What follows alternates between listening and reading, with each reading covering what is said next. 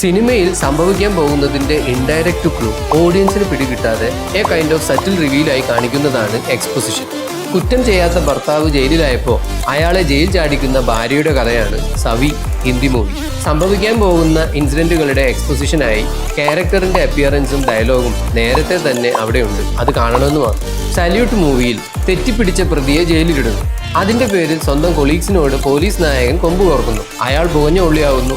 Non linear style story revealing ആണെങ്കിലും ക്യാരക്ടേഴ്സിന്റെ ക്രൂക്കഡ്നെസ്സും ചെയ്യാൻ പോകുന്ന ക്രൈമിന്റെ സൂചനകളും എക്സ്പോസിഷനായി അവിടെയുണ്ട്. ശത്രു രാജ്യത്തിന് രഹസ്യം കൈമാറിയ ആളെ പിടിക്കേണ്ട അസൈൻമെന്റ് കിട്ടിയ നായികയാണ് ഖൂഫിയ ഹിന്ദി മൂവി. റോയിലും ISIയിലും ഒക്കെയുള്ള ഏജന്റിന്റെയും ഡബിൾ ഏജന്റിന്റെയും കോംപ്ലക്സ് സ്റ്റോറി പറയുമ്പോഴും പേഴ്സണൽ ഡിലേമയ്ക്കും കമ്മിറ്റ്മെന്റിനും ഇടയിൽപ്പെട്ട നായികയുടെ അവസ്ഥയെ അവരുടെ മാനറിസം, ബിഹേവിയർ തുടങ്ങിയ എക്സ്പോസിഷനിലൂടെ കാണിച്ചിരിക്കുന്നു. മഹാരാജ തമിഴ് മൂവി. വെറും ഒരു ഡസ്റ്റ്ബിന്നിനു വേണ്ടി നായകൻ പോലീസ് സ്റ്റേഷനിൽ കാട്ടിക്കൂട്ടിയ കോലാഹലം. 5 ലക്ഷം രൂപ അയാൾ അതിന് ഓഫർ ചെയ്യുന്നു.